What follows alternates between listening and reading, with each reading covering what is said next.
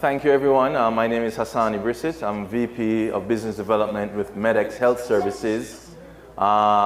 We are Canada's only Black-owned, woman-led, integrated rehabilitation, workplace health and wellness, and home health care company. And today we're, having come after all these amazing panelists, I learned so much today.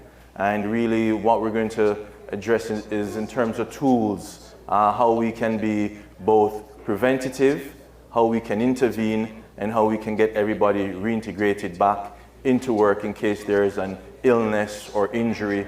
And at the end of the day, what we want, meaning as participants within the economy, be you a worker or an employer, an employee or an employer, is to have your employees at their optimal, both physically, mentally, and emotionally.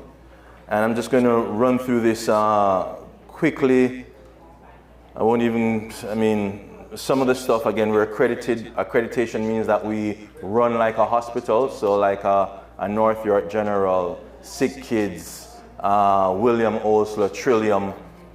We are licensed and governed by FISRA, and we are part of the Ontario Long-Term Care Rehabilitative Care Alliance, which is more indicative of what we do here. And Ernst & Young, RBC, CBI Health are many of our partners and who we do work for. And as well with TCBN, want to give an amazing vote of confidence from the collaborative efforts that Rosemary, Lensa, Tanisha and team and everyone here at TCBN has done to incorporate MEDEX and be proactive for their members and their stakeholder partners. So we have 3 integrated clinics across the GTA, and for example, what prevention link we're touching on before, and things that we need to take our health into our own hands. And this is what I want everyone to leave with this today is, understanding should you get injured or ill, getting independent medical assessment. So your family doctor may know some stuff, but not everything, and may not be advocating for you. So you have to, must advocate for yourself.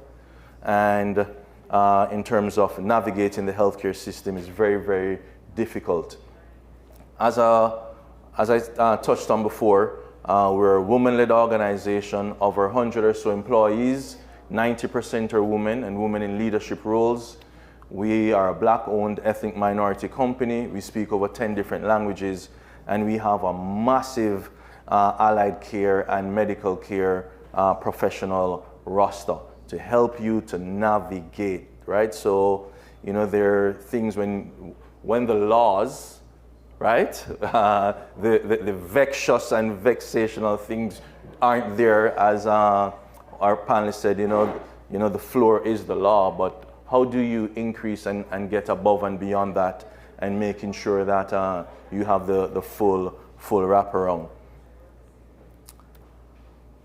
So, as I said, today it's really about getting into things from a client-centric perspective. It all starts with yourself, self-care, right? We're in an environment where, we're being pulled left, right, and center, by our children, by our job, by our families, but women, tradespeople, we all have to, start with self-care. Then secondly, it's nutrition, right? Your food is your pharmacy. People aren't taking enough time to look at their nutrition. And then third is social wellness, which everybody touched on that today as well, in terms of people coming into the unions, more women coming into the unions. How do I navigate? And the stresses of getting into a new business, a new field, how do I run and get through that? So mental health, nutrition, and physical well-being. If you remember, arithmetic, it's you want to be where you'll be at your optimal well-being, where everything intersects. And it's important. And in life, it's hard to, have a balance, but we should all strive for that balance. We have one life and we need to live it to our fullest for ourselves, our families, our children, and our community. People sometimes, mix up mental illness with mental health, right? It's two starkly different things. Mental health is just your state of well-being, and we have to break the stigma, right? It's, especially in Black and racialized communities, it's like, oh, well, no one wants to talk about their mental health and mental well-being. It's just like, again, going to the gym. Everybody has a bad day, Everybody has a bad day. And, sometimes it might be more, but then, okay, let's get the tools and work with it to help you get back to even keel. Some of the major examples of mental health issues are trauma, self-esteem, depression, and then it can escalate into, other what we call core morbidities. I'm trying not to speak technical. I'm really, I'm not a clinician, and today, actually the day started. This is a bit crazy. So Juanita and I this morning we sponsored the Walnut Foundation, which is for prostate cancer. So I was in Brampton from 6:30 this morning, and now here with TCB and NextGen, and speaking on health and mental well-being for women and tradespeople. And this is what my days are like. I love my job, and it's really, really important that as a community we have to look out for each other, speak to each other, and sometimes the subtle signs, right? It could be it could be your child, could be your husband, your mom, dad, whoever it may be. At the workplace and in general, anxiety disorders, depression, PTSD. We talk again a lot about trauma, having not reported an incident, and how that festers and escalates, and how it really affects the workplace in terms of long-term absenteeism, long-term disability, reduced productivity, job performance, and also it sometimes causes greater conflict, interpersonal conflict with some of your coworkers.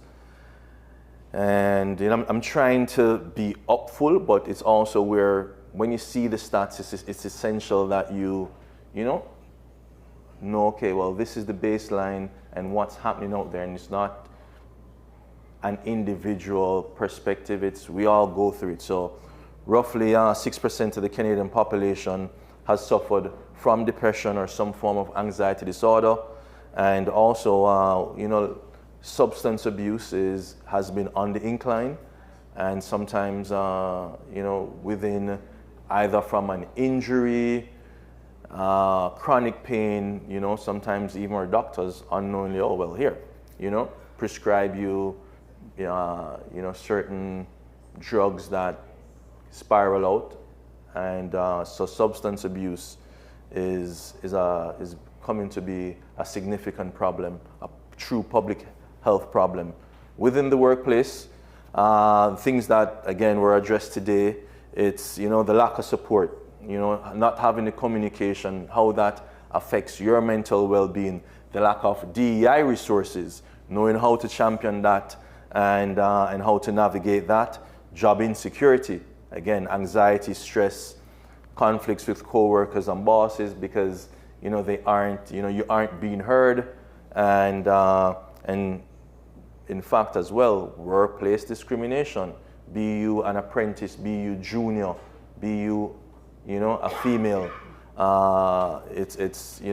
these things need to be checked at the door, and they do cause mental well-being issues, and it's the onus up on the health and safety individuals, the unions, the employers, to make sure that they are providing a platform from which people can strive and do their work in a safe manner.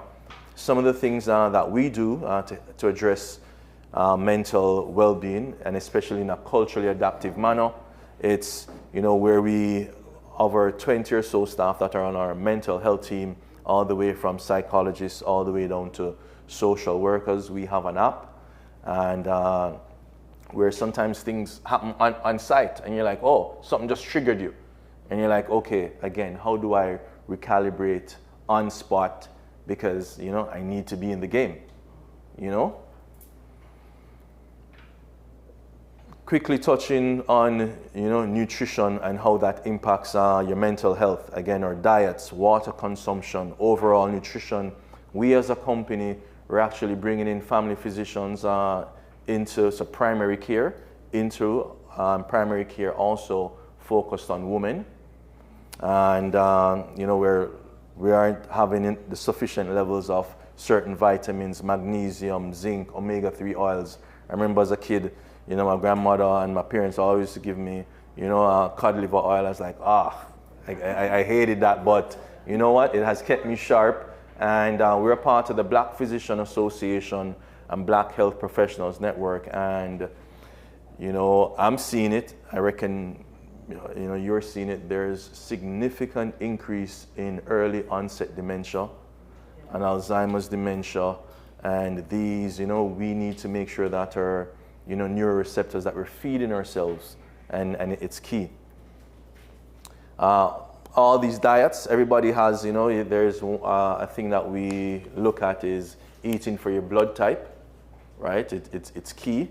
And I even heard a couple of people earlier like, oh, I don't eat mayonnaise, so they're looking for their sandwiches. And like, know what works for you, right? People have nut allergies, you name it. But looking at the diets, be it vegan, keto, Mediterranean, you know, as you know, lots of my friends and families, and you know, we're Rastas, and now we're seeing that. Like, listen, that is the true way to look at one's diet, and you know, you live longer and better. And something that is, you know, needs to be addressed is, again, you know, women's hormonal health, right? Because that is key, again, in terms of helping you to be at your optimal. So 1 in 2 women feel unprepared for hormonal changes, be it premenopausal or menopausal. How you navigate that, how you deal with that. These are, you know, let's be open. Speak about it. We have the tools, and we want to be your healthcare navigation partner. And you know, 40% feel alone in this journey because, again, you aren't talking. You know, and feel free. Like that's one thing we really need to do, you know, as a society is get back to communication. You know, and that was a big thing this morning with the executive chair of the Walnut Foundation, who is also, I think, an executive partner with TCBN, Professor Dr. Gervin Ferron, and talking about, you know, being preemptive when it comes to, you know, nut health, so to speak, like us as men not talking about it. And then I'm back to women in terms of 64% of the Canadian workforce, which is made up of women, hormonal symptoms impact, again, you know, most women between their 40s and 50s, and this is where you're at the height of your career. And managing that as boss ladies, you know, you have so many people coming at you again. So these things are truly critical. Takeaways, practical tips that, yes? I'm sorry, did you just confirm that we are superwomen? Yes, of course, of course. Hands down. You know, it's, again, from self, incorporate exercise. It only helps, right? Consuming less sugars, less processed foods. You know, so many people are being misdiagnosed, or kids, ADHD, this, that. It's just it's their diet, right? And plan meals, plan balanced diets, eat lean meats, and then, again, addressing as a function of your mental well-being, how nutrition affects your mood, your cognitive function, and your overall quality of life. And yeah, MEDEX, we're here and at your service, fully ready to partner. And we have our MEDEX Health Foundation, which is what I wanted to touch on. So MEDEX Health Foundation we believe is going to be a massive game changer. And for threefold, it's I get a little emotional, similar to Carmine. My aunt back in Jamaica was a head nurse, a major matron for KPH, the Kingston Public Hospital, which is the largest hospital in the English-speaking Caribbean. And when she was suffering through cancer, and where we see so many veterans, union workers, firemen, you name it, where when they become older, become elderly, geriatric, where the system fails them, right? So MEDEX Health Foundation will focus on bridging the gaps for geriatric care for Black, marginalized, and racialized individuals. And then secondly is, again, in terms of apprentices coming into trades where they don't have wraparound service, don't have any benefits at all in some cases, and where we'll step in. And then part two of that is within our healthcare professionals, the nurses, the PSWs, the orderlies, their healthcare benefits don't suffice. And then thirdly is just unattached individuals, right? I am a corporate finance guy coming into healthcare. You saw my picture earlier with suit and tie. That's, I'm looking at it in a different manner. Is saying, what did I learn from Bay Street? How can I make it more socially impactful and help, our communities on a whole up more? As we said, get more upful. We're technologically sound. We offer bespoke quality services, culturally adaptive care, and truly integrative mental and physical services. So with that, I wanted to blow through as quickly as possible. And thanks for your time. And we'll get into yoga. And if anyone has any questions, I'm here. Thank you.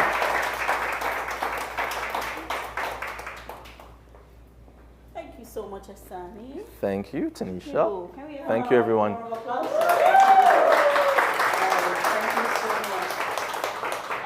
And no questions for Hassani, right? No. So, if you're a member of TCBN, if you're a TCBN member, please say it quickly. You can access service, right, from MEDEX through TCBN.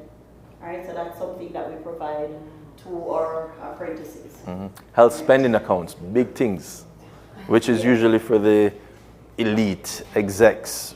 Yes, we're democratizing it. My question was just, does MEDEX have I don't know, a small go-to on how to eat healthy or how certain foods could contribute to your well-being, hormonal balance? Yes, we do. And but everything we really focus on truly is client-centric, right? So everybody is different. But yeah, we have our practitioners to help you with that. We have dietitians, nutritionists, occupational therapists, the full shebang. The only thing MEDEX doesn't do, as our CEO Cheryl always says, is surgery. We navigate everything in healthcare.